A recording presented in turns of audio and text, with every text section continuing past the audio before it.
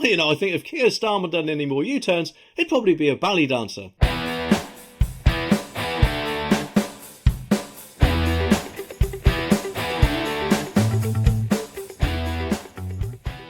It seems like every other week, doesn't it? We hear that Labour's doing some sort of U-turn on a policy, or sitting on the fence, or doing whatever, apart from actually, it seems, making proper decisions. And using things like Twitter as their advisors, when in my opinion they should actually listen to the public, not these woke lefties that they often seem to listen to. And yes, I know they are kind of on the left thinking side, but if they want to be in power, which to be honest at this rate they more than likely certainly will be, unfortunately in my opinion, they really do need to sort themselves out. But this time their U-turn might actually be a good thing, for common sense that is, because apparently they have actually scrubbed £28 billion of eco-spending pledge from their campaign Bible after a row over sums, and that's surely a good thing, isn't it? £28 billion of our tax money was going to go into this sort of crap.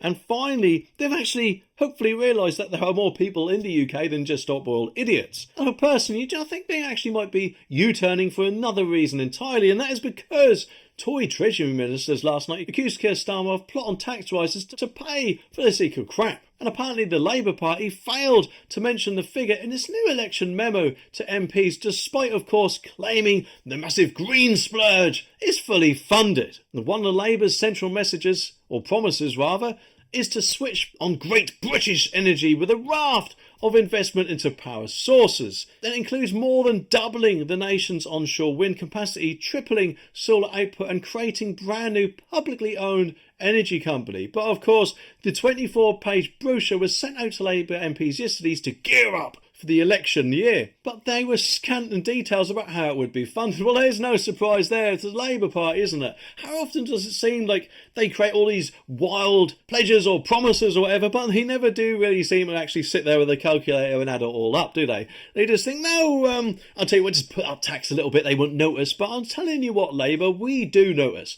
And we are at the moment, us public I mean, in a bit of a rock and a hard place, because if you're like me, you definitely don't want Labour to get in. Because let's face it, if they get in, I'm sure they will go fully woke and may even, I don't know, make something like pronouncing someone's pronouns wrong as a criminal offence or whatever, some sort of woke crap like that. But I don't really want Rishi to get in either, because he is not, in my opinion, a Conservative. And also, I, like many other people, do not like what he did to Boris. And therefore, he is, in my opinion, a backstabber, and I just can't vote for a backstabber. I'm sorry, Rishi, but you brought it on yourself. It was in a stark comparison, though, to some other pledges, such as rising non-doms to pay for the NHS and whacking VAT on private schools for education spending. But it totally omitted the £28 billion annual spending figure, which Labour has already downgraded to kick in to the second half of its first term. Labour officials, though, they have said that the pledge would be met by a combination of borrowing, there's a surprise, private investment and existing government money. The thing is, though, that word there, private investment,